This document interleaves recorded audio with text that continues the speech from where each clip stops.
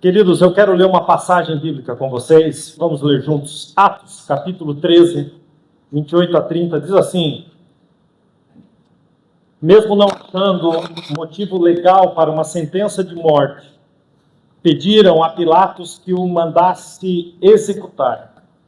Tendo cumprido tudo que estava escrito a respeito dele, tiraram-no do madeiro e o colocaram no sepulcro. Mas Deus o ressuscitou dos mortos. Vamos ler juntos a última linha ali. Mas Deus, assim como um ensaio horrível. Agora nós vamos fazer bem bonito. Vamos juntos? Mas Deus, Cristo vive. Você pode dizer para alguém: Jesus vive. É sobre isso, queridos, que eu quero falar nessa noite. Jesus vive. Esta é uma verdade que Satanás jamais queria que você tivesse o conhecimento. A nossa salvação, a convicção da nossa salvação, se baseia nessa única e exclusiva verdade. Jesus morreu e ressuscitou. Aliás, a obra de Cristo, ela tem 4 pilares. Ele nasceu, ele morreu, ele ressuscitou e ele vai voltar. Esses são os 4 pilares da fé cristã. E quando olhamos para essa verdade da morte e da ressurreição de Cristo, isso gera em nós a certeza da salvação. O que diferencia o cristianismo de todas as demais religiões é que o líder, o fundador do cristianismo, ele continua vivo. Qualquer outro líder religioso já morreu. Sabe, a diferença do cristianismo para as outras religiões é que Jesus não está mais no túmulo. E a esperança da igreja, ela se baseia nessa verdade. Jesus vive. Jesus está vivo. Pode deixar ali atrás, por favor, só no tema. Sabe, quando a gente olha para isso, para a cruz de Cristo, e quando a gente olha para a ressurreição de Cristo, é óbvio que para a gente falar da ressurreição é impossível entrar na ressurreição sem fazer pelo menos uma base aqui, falando do sacrifício de Jesus, né? Naquela que começa, né? Naquela quinta-feira emblemática, quando Jesus reúne os seus discípulos para a última ceia, né? E ali ele parte o pão, ali ele institui a ceia. Você vê os detalhes disso em João capítulo 13, 14, 15, 16 e 17. São 5 capítulos que mostram os bastidores, tudo aquilo que acontece na última ceia, até o momento em que Jesus, ele cantando um hino, ele sai e aí vai para o jardim do Getsemane.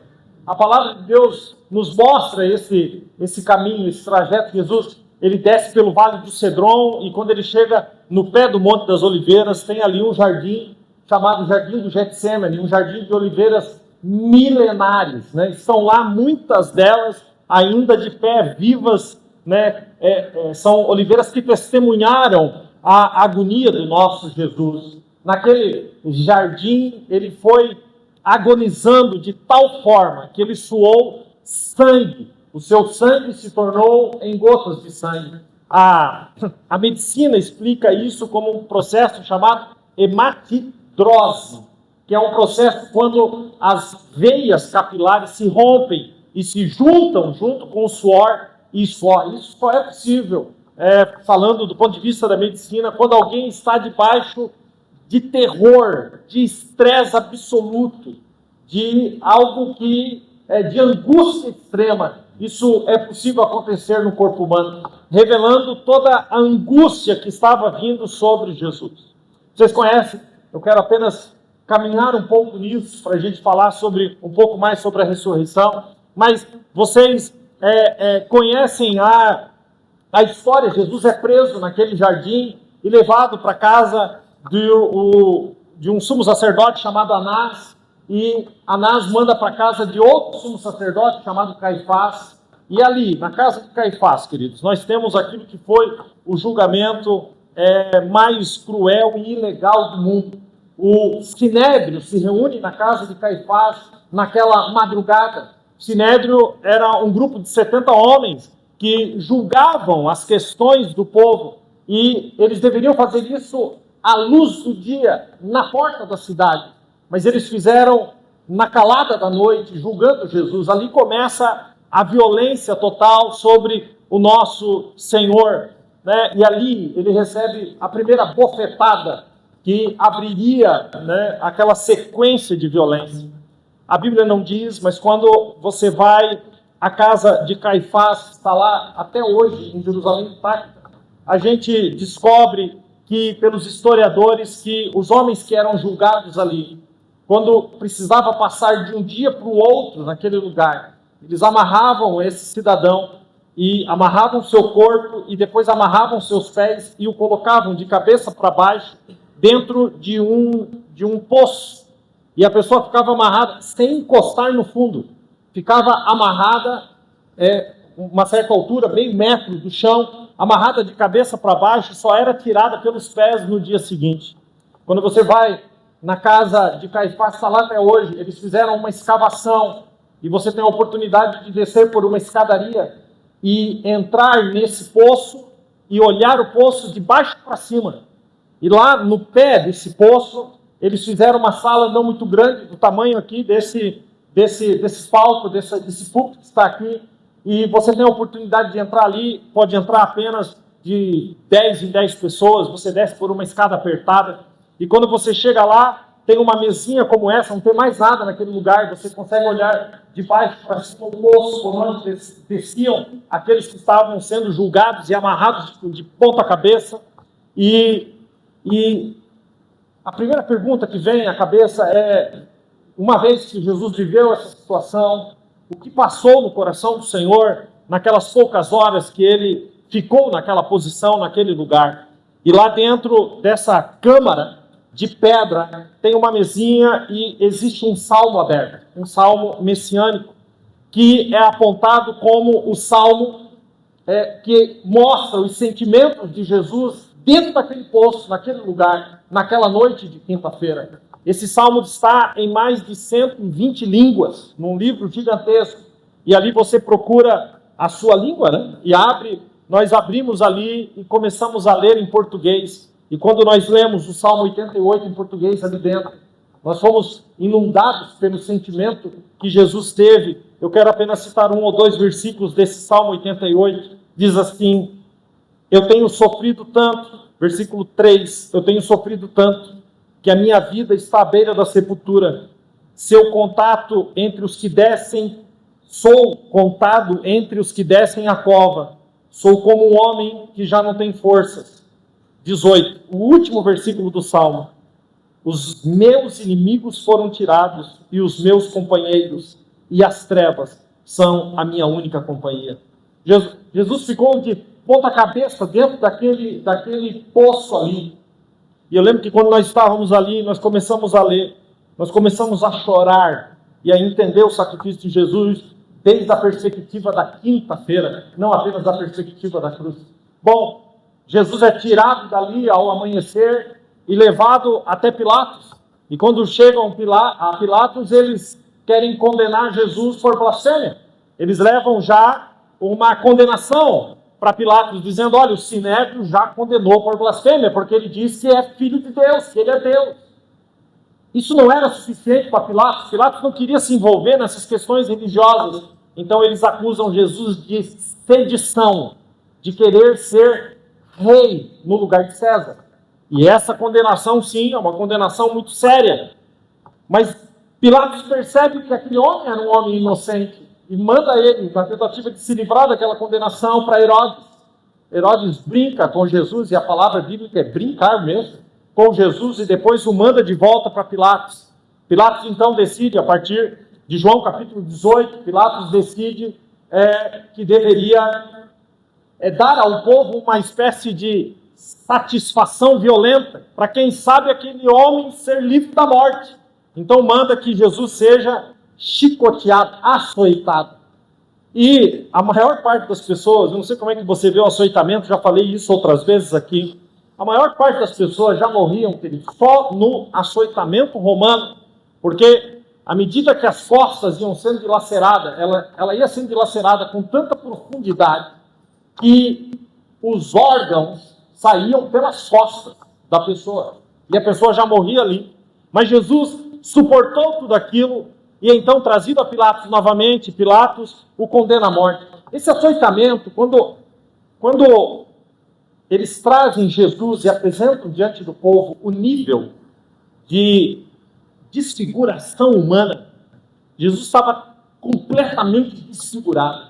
E há um versículo que aponta para isso, no Isaías 52:14, diz: pois o seu parecer estava tão desfigurado, mais do que a de qualquer outro, a sua figura mais desfigurada do que qualquer um dos filhos dos homens. O Salmo Messiânico 22 diz que todos os ossos se desconjuntaram. Isso foi o açoitamento, para você ter uma ideia. Uma vez agora condenado à morte, eles colocam uma coroa de espinhos sobre a cabeça de Jesus, cravando, penetrando aqueles espinhos na cabeça do Senhor. Queridos, isso não era apenas uma brincadeira. A Bíblia diz que quando o homem pecou, Adão e Eva pecaram, por causa da maldição que veio sobre a terra, por causa do pecado, a maldição que veio sobre a terra fez com que a terra passasse a produzir espinhos. Os espinhos é um sinal da maldição do pecado sobre a terra. Quando você lê Gênesis capítulo 3, versículo 17, diz que maldita será a terra, espinhos produzirá. O que aquela coroa significava era muito mais do que alguém que quis brincar com Jesus, fazendo dele um rei, não entendeu que ao tecer uma coroa de espinho, estava trazendo um significado sobre aquilo. Toda a maldição do pecado do ser humano estava sobre Jesus. Jesus tomou sobre ele toda a maldição do pecado.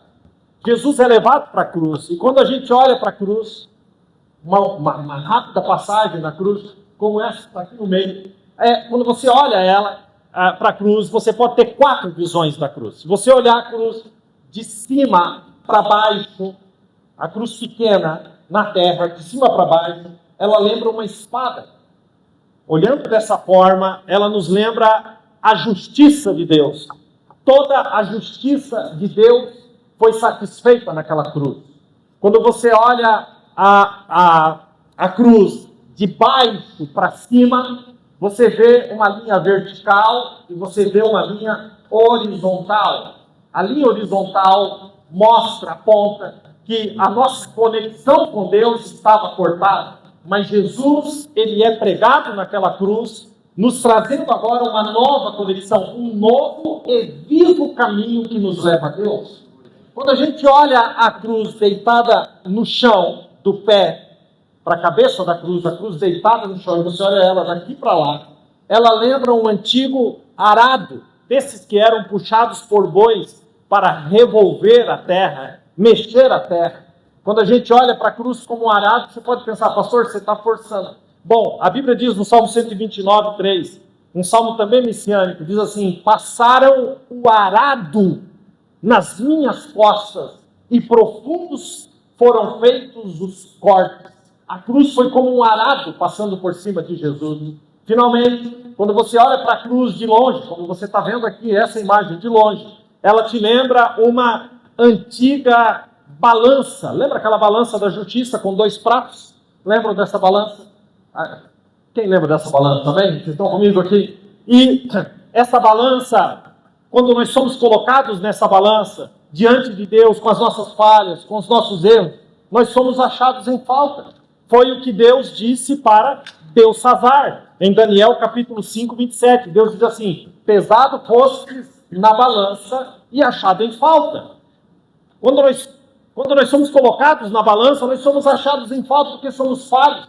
Mas Jesus foi crucificado e equilibrou essa balança, nos dando agora livre acesso ao Pai. Nós somos aceitos por Deus por causa da cruz de Cristo. Isso é maravilhoso, isso é tremendo. Jesus naquela cruz, ele teve sede.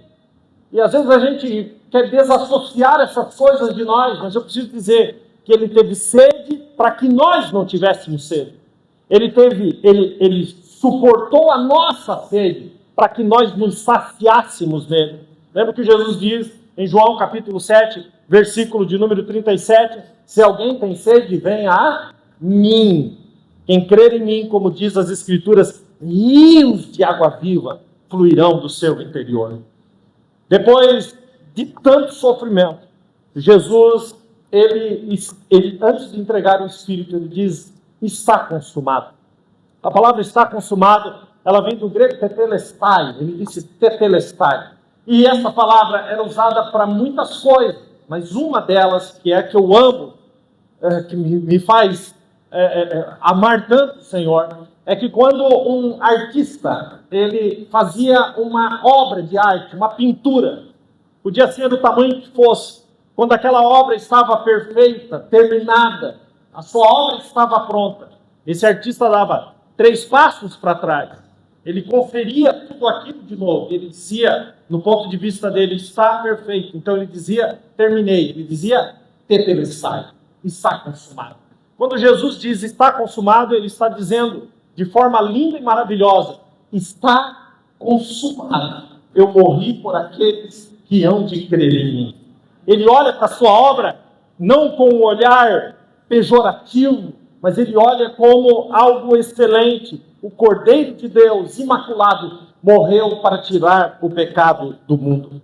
Os guardas chegam próximo para lhe quebrar as pernas, porque quebrando as pernas, a morte era acelerada. Né? Uma vez que você está preso pelos braços, se você tiver o apoio das pernas, você pode ficar ali até 3 dias naquele lugar. Mas se as pernas são quebradas e você não consegue apoiar o corpo sobre as pernas, então isso gera uma pressão enorme nos pulmões. E as pessoas morriam asfixiadas assim. Mas ao chegarem para quebrar as pernas, perceberam que ele estava morto. E ali se cumpria mais uma profecia, a profecia do Salmo 34, versículo 20, que diz, nenhum dos ossos foram quebrados. Para ter certeza, então, ao perceber que Jesus estava morto, um dos guardas ainda pega uma lança e enfia no seu lado. E essa lança entrou por debaixo das costelas e furou o coração de Jesus. Bom, deixa eu lhe dar o motivo físico da morte de Jesus. O motivo físico da morte de Jesus foi porque o seu coração rachou, o seu coração rasgou. Pastor, como você explica isso? Quando um coração racha, quando um coração se rasga, existe uma membrana que envolve o coração, chamada uma pele, que envolve o coração, chamada pericárdio. E quando esse coração se rompe, essa pele, ela junta ali sangue e água do corpo. Quando a lança fura o coração, sai do seu lado água e sangue. Sabe, você já deve ter ouvido a expressão, o meu coração rasga de amor por você. Você já deve ter ouvido essa expressão, eu rasgo meu coração de amor pelos meus filhos. Eu rasgo meu coração de amor pela minha esposa, pelo meu esposo. É lindo, né? É romântico.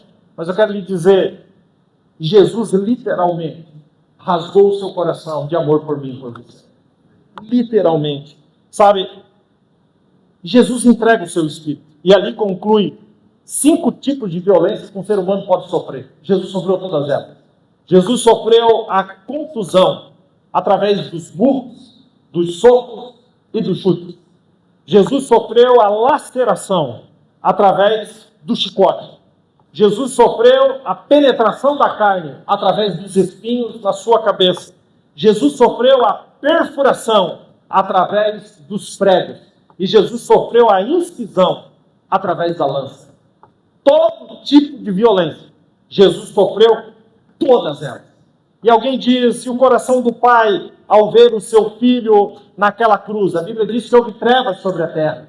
E quando a gente olha de cima para baixo, o texto diz, no Salmo 18, versículo 8, falando de Deus, das suas narinas subiu fumaça e da sua boca saíram brasas vivas. Ele abriu os céus e desceu. Nuvens escuras estavam sob os seus pés. Ele montou um querubim e voou deslizando sobre as asas do vento. Isso aqui aponta um Deus se compadecendo do seu filho. Sabe, quando Jesus morre, A Bíblia diz que o véu do templo se rasgou de alto a baixo. A gente sabe que é de alto a baixo porque foi rasgado por Deus. Obviamente que a gente tem a imagem de que agora nós temos um livre acesso ao Pai. E essa figura não está errada, mas ainda tem uma segunda figura. Quando um pai, um judeu, pai, recebe a notícia da morte do seu filho, da sua filha, a morte de um filho, isso é cultural. O entendimento é, quem deve enterrar os pais são os filhos. Os filhos não devem enterrar os pais, porque isso é uma dor muito grande. Então, quando um judeu recebe a notícia de que um filho morreu, ele coloca a mão na gola aqui da sua veste e ele rasga a veste de alto a baixo com essa notícia. Esse véu rasgado de cima a baixo representa a dor do pai ao ver o seu filho morrer naquela cruz. Gente, isso é evangelho puro.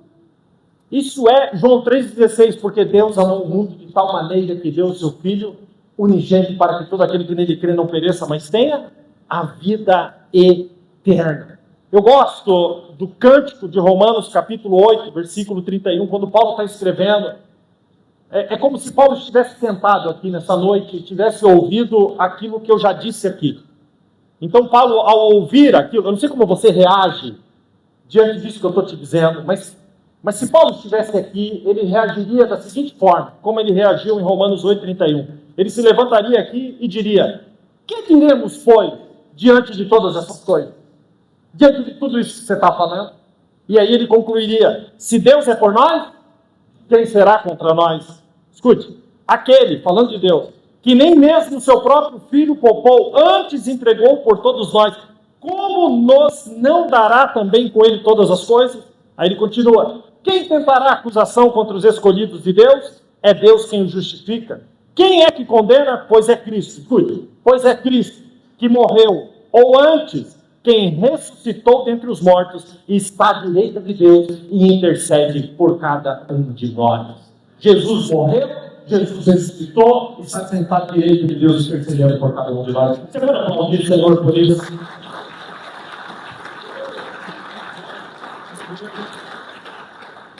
O domingo amanhece e as mulheres se agitam, elas querem ir até o túmulo, mas uma dizia às outras, como está lá registrado em Marcos 16:3, quem nos revolverá? Quem nos tirará a pedra da frente do sepulcro? Parece uma loucura isso, gente. Você acha que isso é normal? Não, não é normal. Mas quem vai remover a pedra para a gente? Parece assim que elas estão falando de um tapume. Mas não é um tapume. É uma pedra de 4 toneladas. Essa pedra de 4 toneladas que foi esculpida, ela é esculpida na rocha, e na rocha é feita uma canaleta, tudo na rocha, para que ela desça e feche tudo. Para você tirar essa pedra dali, ela não está no plano, ela desceu por uma canaleta inclinada. Você tem que remover ela subindo essa inclinação para cima, do lado contrário. O que essas mulheres queriam? Mas elas foram lá. Elas queriam ir lá. E quando elas se aproximam, a Bíblia diz em Mateus 28 que houve um grande terremoto. Porque um anjo do Senhor desceu do céu. O terremoto não foi para remover a pedra. O terremoto foi só porque o anjo do Senhor desceu do céu. Ele desce do céu, ele chegou, aí a Bíblia diz, e ele removendo a pedra, quer dizer, não é o terremoto que remove a pedra, é o anjo. O terremoto é só porque ele desceu. E ele removendo a pedra, sentou-se sobre ela. Eu não sei se ele deu um tapa na pedra, eu não sei o que ele fez. Ele tirou a pedra do caminho e ele se assentou sobre a pedra. E a Bíblia diz que o aspecto dele era como de um relâmpago. Para pensar essa cena. E quando as mulheres chegam e veem o túmulo aberto e o anjo está ali, o anjo tem aspecto de relâmpago, mas a impressão que eu tenho é que elas não estão nem aí com esse anjo com aspecto de relâmpago. Elas querem saber onde está Jesus.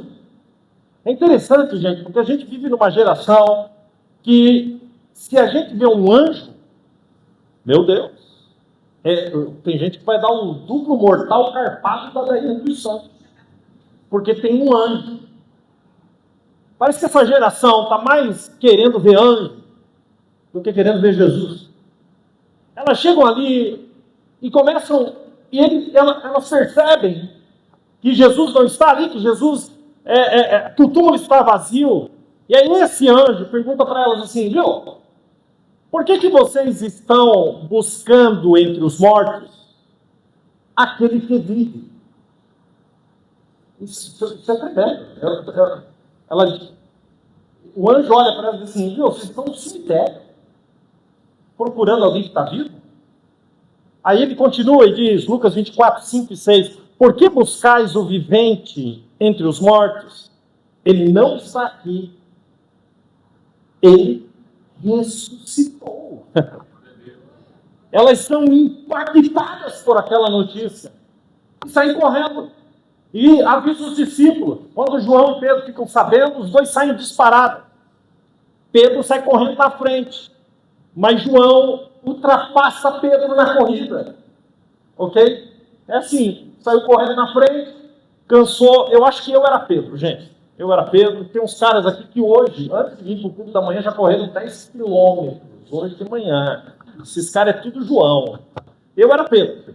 Saí correndo, o cara me ultrapassou. João ultrapassou. Só que quando João chega na porta do túmulo, João não entra. João fica pasmado de ver a pedra removida. O anjo não estava mais lá. Então, chega Pedro. Pedro é o apavorado. Ele chega depois, mas ele já se joga lá dentro. E ele vê dentro do túmulo que o túmulo de fato está vazio. E ele vê duas coisas dentro do túmulo.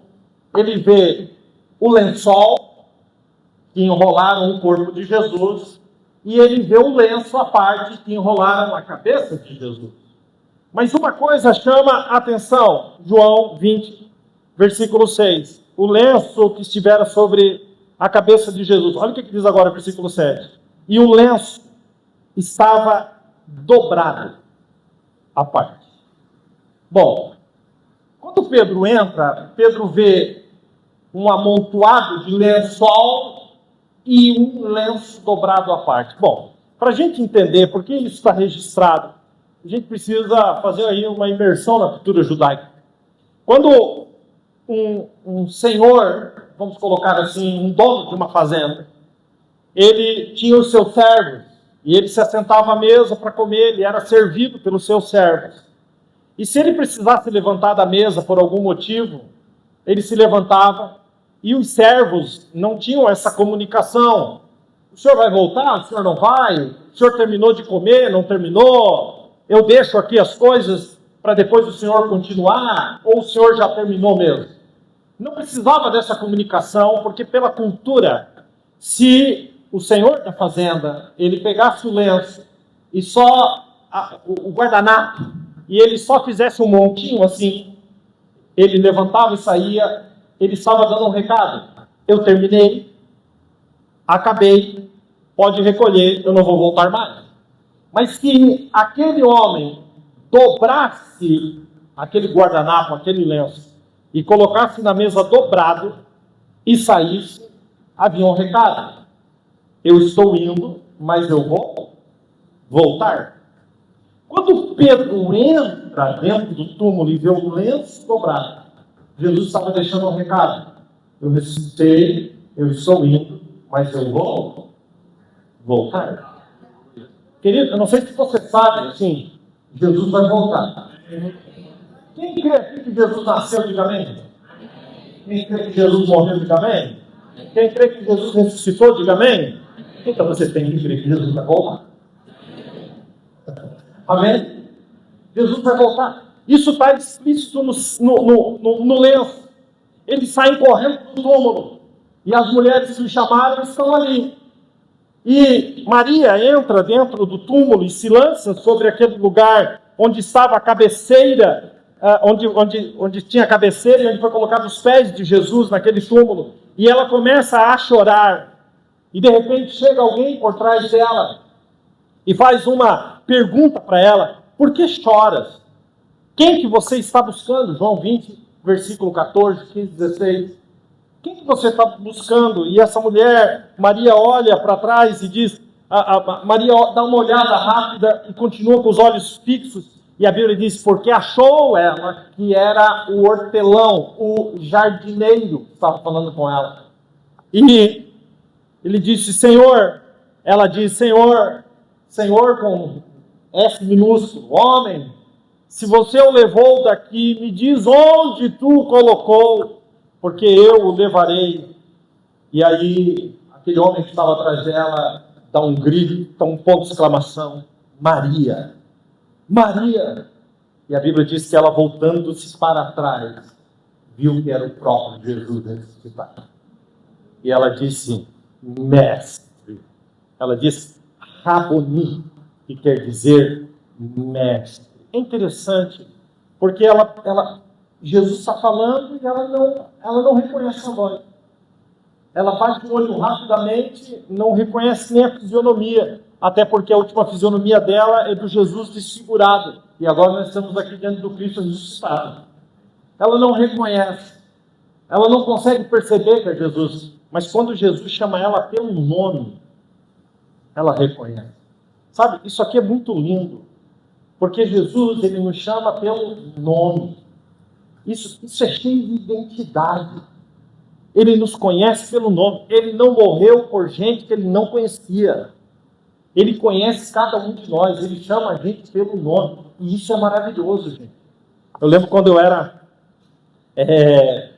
criança e adolescente, eu tive um sério problema de bullying, né? Por quê? Por causa do meu nome, né? Eu era o Tarciano da escola. Adivinha do que o povo me chamava, gente? Vamos ver. Um prêmio para quem descobrir. Marciano. Eu era um Marciano. Marciano para cá, Marciano para lá. E quando alguém me chamava de Marciano, que era maior que eu ficava com muita raiva. Quando era menor, eu partia para cima mesmo. Ah, tu quer ver o Marciano? Tu vai ver agora. Eu era descompensado. E eu perguntava para minha mãe: mãe, por que fizeste isso comigo? Porque alguém pode pensar assim: nossa, sua mãe deu nome estranho para os filhos. Tá, vamos lá então. O filho mais velho, Maurício. O mais novo, Tiago. Tarciano? Meu Deus, onde tu estava, mulher? Onde tu achou esse nome? E aquilo era uma revolta para mim. Eu não sei até onde isso poderia gerar alguma coisa no meu coração, mas eu tinha só 12 anos. E eu estava num culto.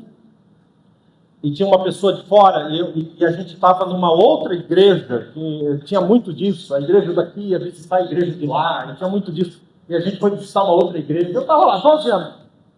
E o pastor que estava pregando, ele disse: eu tenho uma palavra de Deus aqui para alguém. E começou a falar sobre alguém que seria usado por Deus. E ele vai e me manda essa lá de cima. E eu tenho até um nome, vou chamar essa pessoa pelo nome: Tarciano. Eu quase saí duro na cadeira. Onde tinha outro Tarciano na Terra? Não existia até então. Hoje tem o Tarciano da sanfona. Se você quiser me ver uma mensagem minha no YouTube, você tem que botar Pastor Tarciano. Se você botar só Tarciano, aparece Tarciano da sanfona. Um cara lá do Nordeste. Eu não toco sanfona, gente. Não sou o Tarciano da sanfona. Tarciano já é muito. Tarciano da sanfona, pelo amor de Deus. Mas a grande verdade, queridos, que é uma história engraçada, mas se você me perguntar exatamente o que o pastor falou nessa mensagem, nessa palavra, eu não tenho uma lembrança, eu tenho uma lembrança muito vaga, mas de uma coisa eu nunca mais esqueci. Eu fui chamado pelo nome. E eu saí dali, eu tinha só 12 anos, me veio na cabeça assim: Deus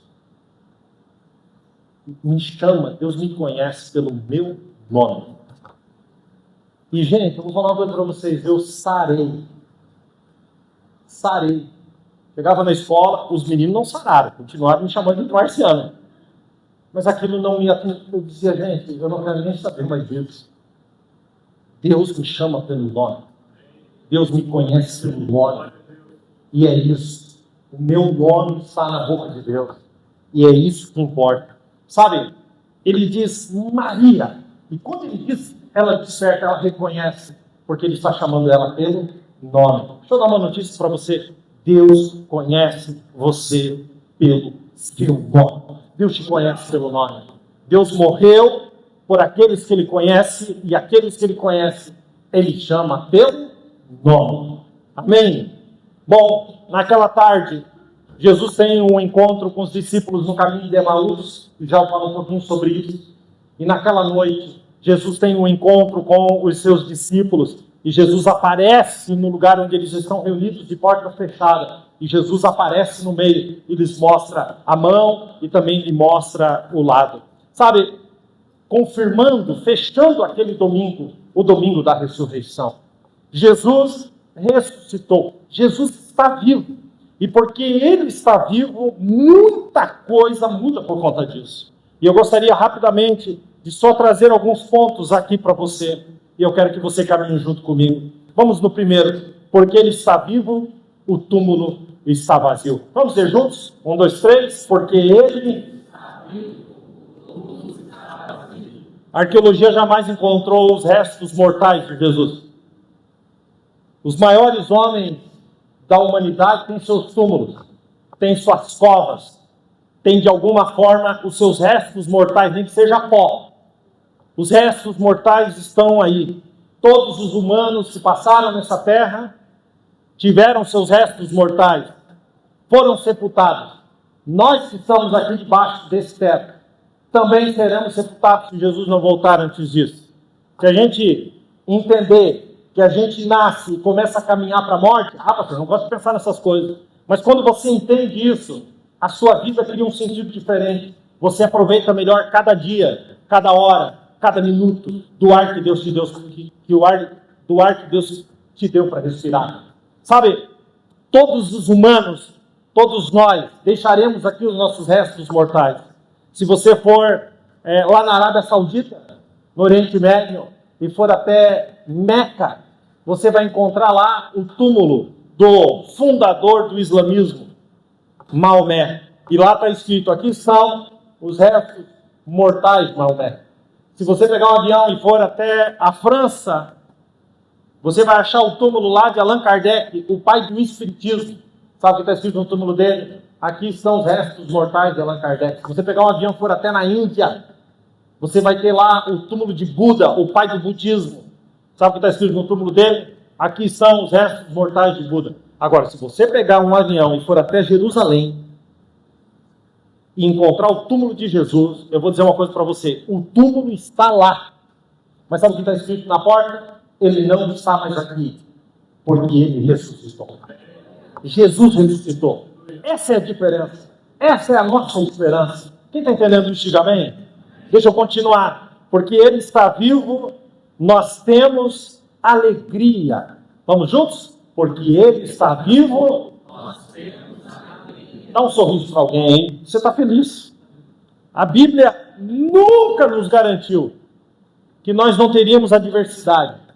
Mas olha só para esse texto aqui. Mateus 28, 8. E quando as mulheres saíram do túmulo, pressurosamente, apressadamente, olha o que aqui diz. Com temor e com grande alegria, correram para anunciá-lo aos seus discípulos. A palavra temor aqui não é uma conotação de medo, mas de entender que aquilo que elas estavam presenciando era santo demais, era lindo demais. Então o temor, no lugar correto, ele gera não só alegria, mas uma grande alegria. Quando Jesus começou a falar que ia morrer, os discípulos se preocuparam e começaram a ficar tristes. Jesus não quer que tu morra.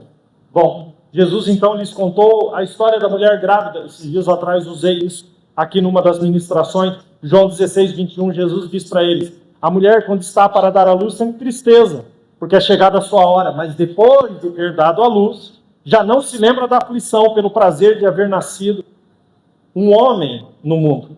Assim também, Jesus vai dizer, assim também vocês agora. Na verdade, vocês estão tristes.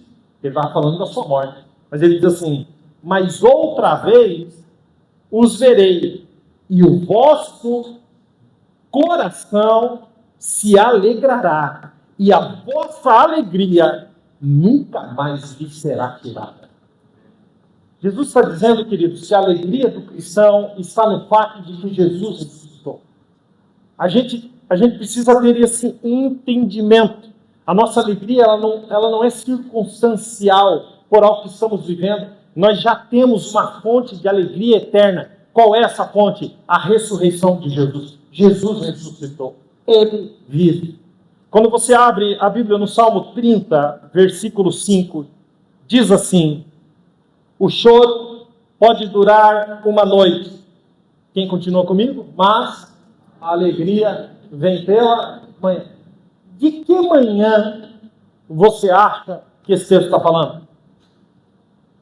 Esse texto está falando da manhã de domingo, onde as trevas do mundo foram dissipadas, porque Jesus ressuscitou. Jesus é a nossa alegria que ressuscitou. Por isso o choro pode durar uma noite, mas a alegria vem pela manhã. Que a sua alegria seja renovada nessa noite, porque Jesus está vivo.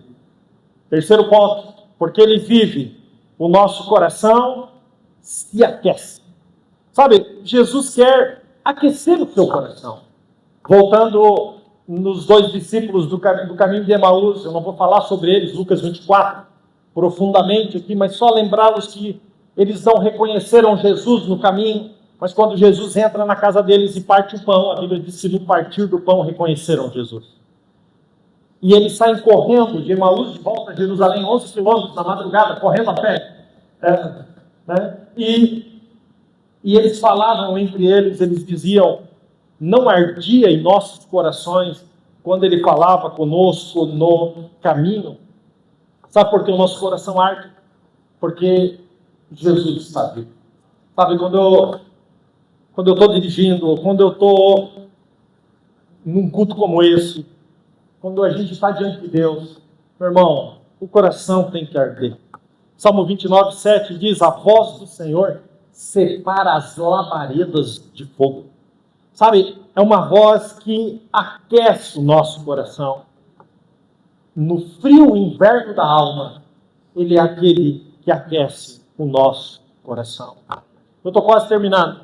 Porque Ele vive, o próximo, sentimos a sua presença. Alguém que já sentiu a presença de Jesus nessa noite? Dá para ser testemunho do que eu estou falando? A Bíblia diz, em Mateus 18, 20, Jesus diz: porque onde estiverem 2 ou 3 reunidos, eu estarei ali no meio deles. O próprio Cristo diz em Mateus 28, 20: eis que estou convosco todos os dias, até a consumação dos séculos. Porque Ele vive, e eu termino com isso, os milagres acontecem. Pastor, os milagres acontecem mesmo? Olha, eu não sei se você é testemunha de milagre. Eu sou um testemunho de milagre. Foram tantos livramentos, tantos milagres que Deus operou na nossa casa, na nossa família, desde a minha família de origem, onde eu nasci, fui criado, a família do meu pai e da minha mãe. Nós fomos criados vendo Deus fazer milagres. Na nossa família, a família que constituímos, Deus opera e tem operado milagres. E um dia, estava falando com um pastor aqui meu, dos livramentos, eu estava mencionando, cara, Deus me deu tantos livramentos de morte. E eu comecei a mencionar alguns para ele, e ele falou assim: você consegue contar quantos são? Eu falei: não consigo. Ele falou: mas se fosse para colocar no papel, você diria 50, 100, eu diria, não sei, se eu lembro, talvez uns 40, 50, talvez, se eu fosse ver certinho. Ele falou assim: pois multiplique esse número por 1000. São os livramentos que Deus te deu e você nem sabe o que Ele te deu. E eu fiquei impressionado com aquilo. Ele disse: quando nós nos levantamos, a misericórdia do Senhor é renovada a cada manhã. A Bíblia diz no Salmo 91, Ele dará ordem aos seus anjos a teu respeito, para te livrar. A gente nem sabe, queridos, mas Deus já preparou um dia de livramentos para nós. O Senhor vai nos livrando, os milagres vão acontecendo. É um sinaleiro que fecha, é uma chave que você esquece, tem que voltar para pegar. Meu irmão, Deus está te livrando. Deus faz milagres que a gente não sabe o que Ele está fazendo.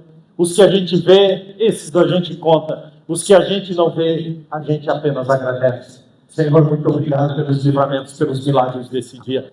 Quantos e quantos milagres Deus nos deu. Eu me lembro, contei isso recentemente, mas eu me lembro que uma certa feita, eu ia ministrar num acampamento de jovens lá em Santa Catarina, e a Mel estava internada com pneumonia, e houve uma troca de plantão, e a médica anterior, a médica que fez o internamento dela, não mencionou que o exame tinha chego e que a Mel estava com pneumonia. E eles deixaram a Mel lá 2 dias ou 3 internada, tratando virose. E quando foi descoberto o erro, gente, o pulmão dela estava completamente tomado. E ela estava internada no hospital, e eu tinha recebido esse convite. Isso era, eu ia viajar na sexta-feira, e na sexta, eu ia viajar na sexta-noite, e eu acordei naquela sexta-feira de manhã, e eu disse: Senhor, eu não vou nessa viagem, obviamente, mas assim, se tu tem um plano nessa viagem, e se esse é o teu desejo, eu preciso de um milagre. Eu preciso que a minha filha seja tirada daquele hospital. E a gente tinha recebido a notícia na quinta-feira, que justamente na sexta-feira ia ser o contrário. Ela não ia receber alta, ela ia fazer uma cirurgia, botar um dreno no pulmão, ia ter que drenar o pulmão. E esse era o dia de nosso da sexta de manhã. Essa passagem já estava comprada, na sexta-noite, e eu disse: Senhor, eu preciso de um milagre. E o milagre é o seguinte: isso está nas tuas mãos, mas eu recebo como sinal. Se a minha filha, que ia fazer cirurgia naquele dia, se a minha filha estiver hoje à noite aqui em casa, então eu vou embarcar e eu vou fazer essa viagem. Queridos, o que aconteceu naquela sexta-feira, para encurtar a história, é que eu ia embarcar às 9h30 da noite. 7 horas da noite a Melissa estava chegando em casa. 7 horas da noite a Melissa estava chegando em casa. O Senhor operou um grande milagre. E aí eu fui viajar, e quando eu cheguei lá, os caras não estavam preparados. Eu estava num nível, eu estava voando. Cheguei lá, eu disse: agora nós vamos tremer esse acampamento. Queridos, isso foi uma glória de Deus, uma manifestação de Deus tão tremenda naquele lugar. O Senhor fez coisas tremendas. Gente, Ele faz milagre, mas eu preciso lhe informar que só faz milagre quem está vivo. Só quem está vivo faz milagre. Ele está vivo. Ele está vivo. Sabe, quando cremos que Ele ressuscitou, nós ressuscitamos também para uma nova vida em Cristo Jesus, e depois para a vida eterna. Ele diz em João 11: eu sou a ressurreição e a vida, quem crê em mim, ainda que esteja morto, viverá. Você pode olhar para essa palavra e dizer: pastor, isso para mim é uma loucura, parece que você está contando a história de um filme, isso não me comunica. Eu vou dizer uma coisa para você: se você acha isso uma loucura, até isso que você está achando também é bíblico.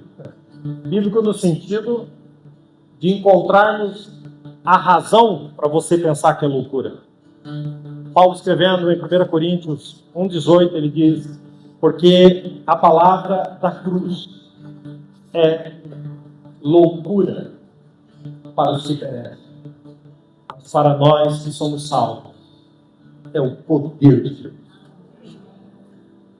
Para mim, isso que eu estou pregando aqui é o poder de Deus. Sabe? Não ignore essa palavra. Não ignore. Quando Paulo, como disse, Paulo estivesse aqui nessa noite, ele se levantaria a essa altura da mensagem e ele gritaria bem alto: Jesus, valeu a pena a tua morte, porque eu estou aqui. Não foi em vão, porque eu estou aqui. Sabe? Paulo diz assim: pela graça de Jesus, eu sou o que sou. E a sua graça para comigo não foi em vão. Sua graça para comigo não foi em vão. Você encontra Paulo falando isso em 1 Coríntios 5, versículo 10. Eu acho interessante porque ele diz assim: a sua graça para comigo não foi em vão. Óbvio, Paulo não pode responder por você. Você tem que responder. Se Paulo estivesse aqui, Paulo se levantaria e diria: Jesus, o teu sacrifício, o favor imerecido, a graça derramada, não foi em vão para mim, porque eu estou aqui. Eu sou aqui. Se você fizesse uma oração sincera agora, se você curvasse a sua cabeça, você diria o que para Jesus? Você diria: Senhor, teu sacrifício, a tua ressurreição, não foi em vão que eu estou aqui. Ou se você levasse isso para um outro lugar e dissesse com toda sinceridade, talvez diante do Senhor: Senhor, a tua graça, o teu sacrifício foi em vão, porque eu vivo como se nada disso existisse. Porque isso que foi pregado nessa noite não me comunica nada. E a minha vida não é tocada nem transformada por essa verdade. Por isso, a tua morte foi em vão para mim. Quando a gente coloca dessa forma, a gente começa a perceber a gravidade das nossas atitudes.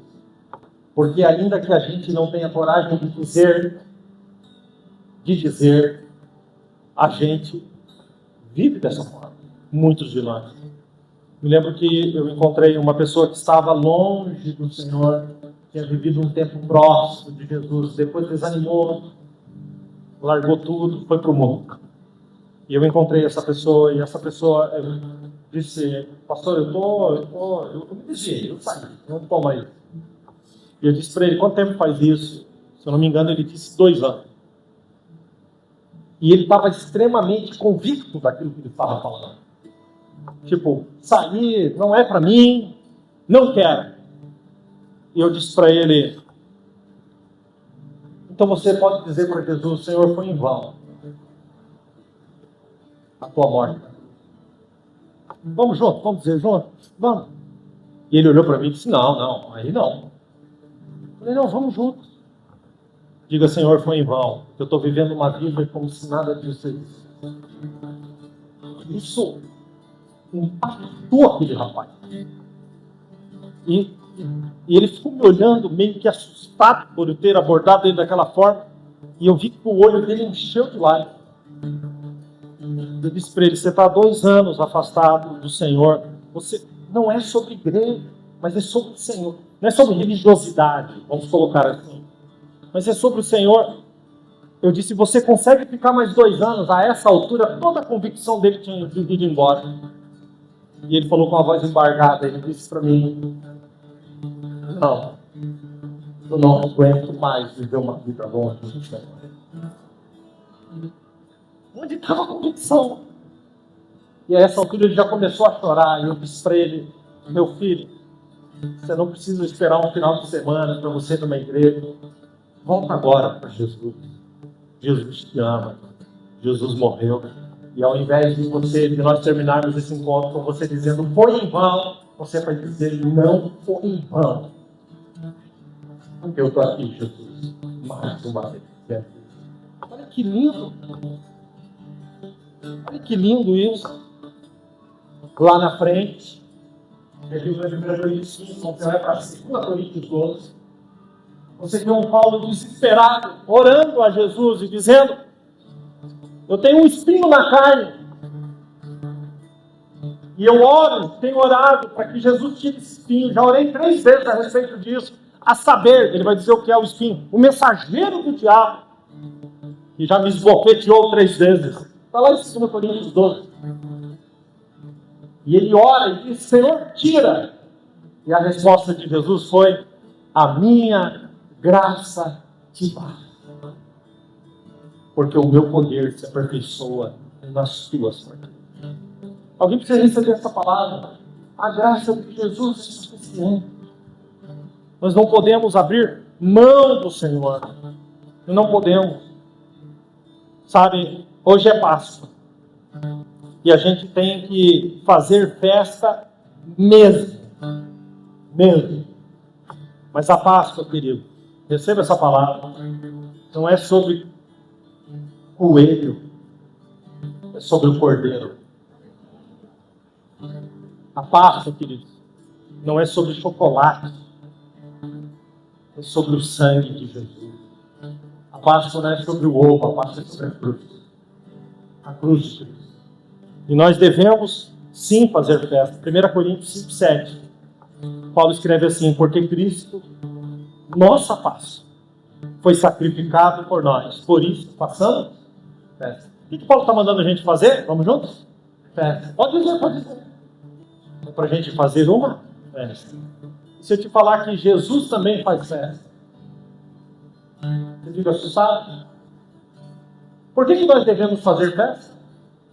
Porque Ele morreu por nós e ressuscitou ao terceiro dia. E por que Jesus faz festa? Isso está lá em Lucas 15:17. Quando um pecador se arrepende, há uma festa no céu. Olha que coisa linda. A gente faz festa porque Ele morreu e ressuscitou. E Ele faz festa porque nós nos rendemos a essa verdade, a esse amor. E entregamos a nossa vida para o Senhor. Eu quero ler um último texto. Coloca para mim ali, João. Jean. E acontecerá, Êxodo 12:26, que quando vossos filhos vos disserem, e cumprei, então direis: este é um sacrifício da Páscoa ao Senhor. Então o povo inclinou-se e adorou. Nós devemos adorar o Senhor, porque Ele é o nosso sacrifício, que morreu em nosso lugar. Finalmente, eu comecei com o Cristo vivo. Eu quero terminar por onde eu comecei. Cristo vivo. Mas eu gostaria que você pegasse essa verdade e puxasse ela para dentro do seu peito. Não é um Cristo que vive lá longe, que vive para Ele mesmo. A vida de Cristo é tão abundante que é derramada sobre nós. Quando Paulo entendeu isso, ele escreve em Gálatas 2:20. Esse versículo aqui dá para fazer um quadro, dá vontade de comer ele de colher. É tão maravilhoso esse versículo. Paulo escreve assim, vivo não mais eu, mas Cristo vive em mim. Escute isso. A vida que agora vivo no corpo, vivo pela fé do Filho de Deus. Agora olha como ele vai terminar. Que me amou e se entregou por mim. Paulo é inundado pela verdade de que é amado e de que Jesus morreu por ele. Eu quero terminar essa nossa reunião tão especial que hoje eu não estou falando nada das coisas dessa terra, estou só falando dele.